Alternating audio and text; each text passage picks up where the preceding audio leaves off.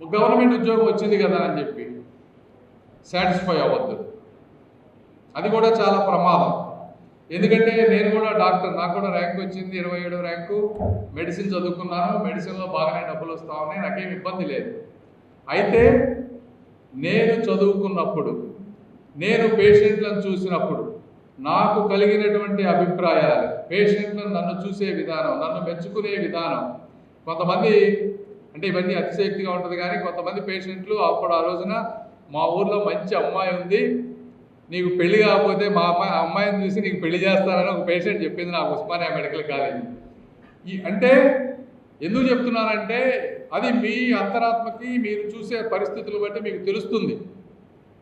ఇవి తెలిసినప్పుడు మీలో కనుక శక్తి ఉంది, నేను మిగిలి ఇది కాకుండా వేరే చేసుకోగలను అన్న ఒక నమ్మకం ఉన్నప్పుడు రిస్క్ తీసుకొని ఆ సిస్టంలో ఏ అయితే లోపాలు ఉన్నాయో ఆ లోపాలను ఫిక్స్ చేసే విధంగా అవసరమైతే బయటకు వచ్చి మీరు బిజినెస్ చేసుకునేటువంటి ఆలోచన విధానం ఉండాలి మీకు. ఎందుకంటే ఎవ్వరు చెప్పరు మీకు గవర్నమెంట్ జాబ్ అంటే సేఫ్, ఎక్కడికి వెళ్ళొద్దు, చక్కగా చేసుకోండి అని చెప్తారు. సమాజంలో మీరు ఎవరిని అడిగినా కూడా, నాకు కూడా రాజకీయాల్లోకి వెళ్తానంటే ఎంతోమంది అసలు రాజకీయాల్లోకి వెళ్ళడానికి నీకు ఏమైనా పిచ్చా అని చెప్పారు.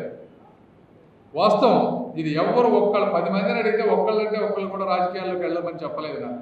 అయితే నా అంతరాత్మకి నేను ఏదో చేయగలను, ఇంతకంటే నేను నష్టపోయేది లేదు, దేవుడు అన్నీ ఇచ్చాడనే ఉద్దేశంతో నేను వచ్చాను. అదే విధమైనటువంటి ఆలోచన మీలో ఉండి సేఫ్గా ఉన్నాం, ఇబ్బంది లేదు, ఇంకా ఏదన్నా నేను చేయగలనా. రోజు చూస్తూ ఉంటారు మీరు రైల్వే వ్యవస్థలో కానీ పోస్టల్లో కానీ ఎక్కడ గ్యాప్స్ ఉన్నాయి, ఏది చేస్తే దీనికి ఒక సొల్యూషన్ వస్తుంది. ఎందుకంటే మీరు చేసే ఉద్యోగం బయట అలాంటి వ్యక్తులకి అందులో ఉన్న లోపాలు తెలియవు. నేను మెడిసిన్లో నేను చదువుకున్నప్పుడు అందులో ఉన్నటువంటి లోపాలతోటి నేను బిజినెస్ చేయగలిగాను, అంతేగాని నాకు ఎవరు ఐడియా ఇవ్వలేదు.